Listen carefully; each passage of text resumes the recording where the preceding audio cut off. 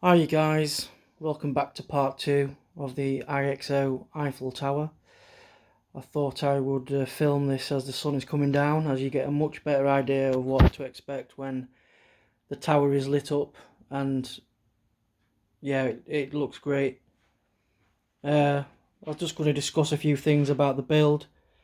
The pricing, for example, I paid 720 English pound coins for this build, the model, and as I ordered it directly from IXO, from France, I was slapped with quite a bit of duty, so I paid an additional £130 on top of the actual purchase, bringing it to £850.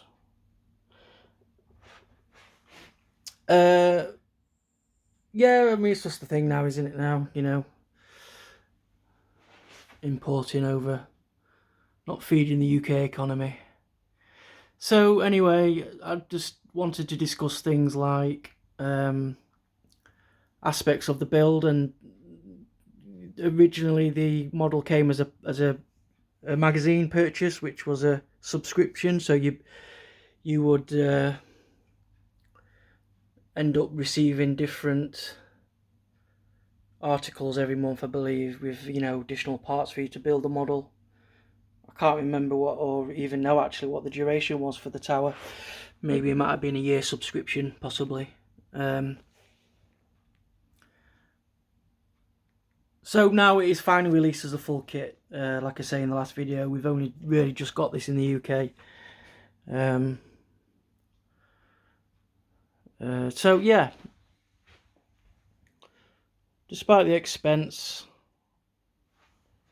it's a very rewarding model to build when you finally do get to the second floor and above. You're nearly on the home straight.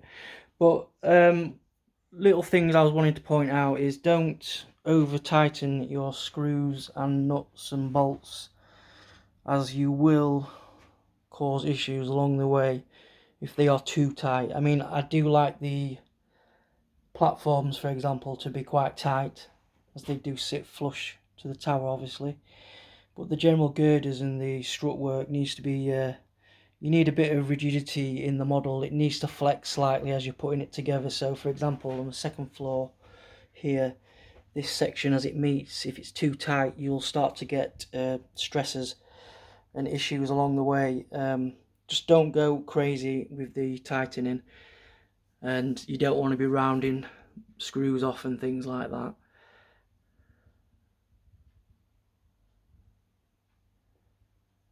There are pretty fiddly parts. For example, under here, I can't remember if I've already mentioned this, but getting these cross beams in is very fiddly. You do need an additional screwdriver, which is long. It needs a long, not the long section on the end. The provided screwdriver will not work very well. You'll find you'll just struggle and get frustrated. So that is definitely something to look into when building the model. Get yourself another screwdriver, a good screwdriver, a compatible screwdriver as well. So, as the model is symmetrical, it gets repetitive. I did overdo it a little bit. I put like between 10 and 15 hours, 16-hour days in over a period of a week. I booked the week off work and just went straight for it. And I cut a bit of time out as I don't have the optics installed, which I decided along the way not to continue with because too many issues. Like I said before, I commend anybody who has actually built this model with the optics installed and fully working. A great achievement, really is. But it gives it a bit of a cleaner look overall, I believe, in the end.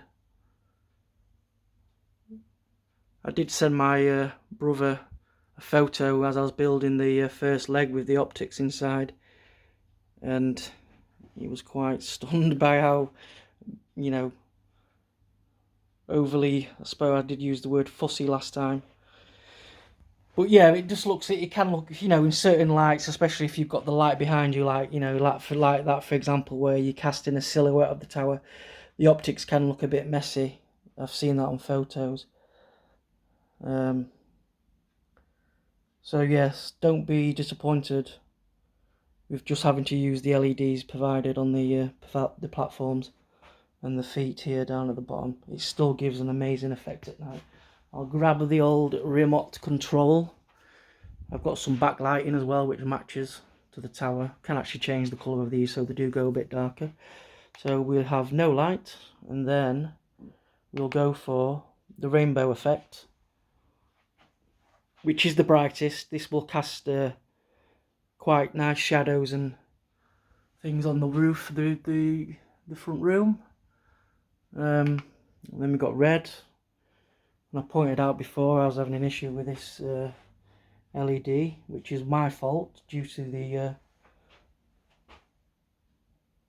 connector being pushing pressure onto the spline, the pin, sorry. So that doesn't work in red. It does work with the green, it works with the blue, and again I like this one the best for me. Yeah, really nice, really nice. I can imagine people building this model and actually just thinking, what the hell, I'm giving up. It does get to that point sometimes.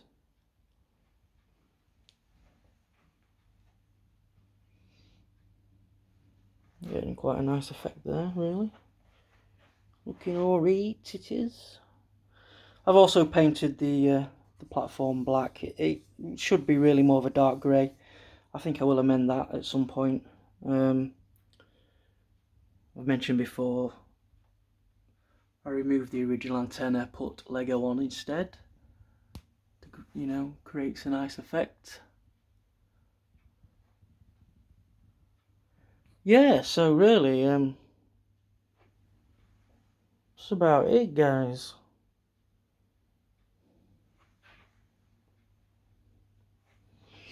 Get some shots of the old elevator. Yeah, really happy how that turned out. Glad I persevered with this. It was tricky, but we got there in the end. Up we go.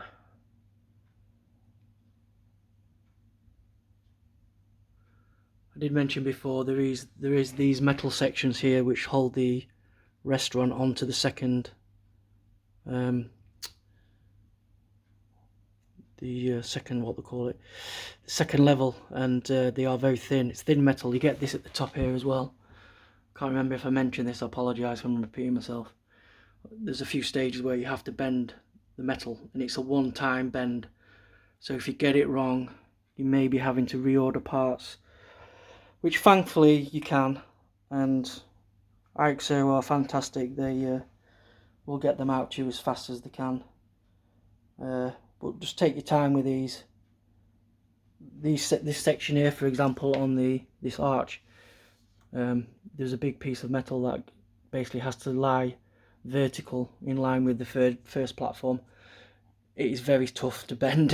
I used a chopping board with a cloth over the actual arch itself, and then bent it as best I could, and it thankfully worked. You've got to improvise a little bit sometimes, you know. So we're getting to 10 minutes nearly, and I will leave it there. And I hope if you are building this model, I hope you're enjoying it, and it will definitely reward you in the end. Try a distant shot. Let's get a look. Yeah, does look great. So I'll leave it there, and I'll see you later, duck, and all that malarkey.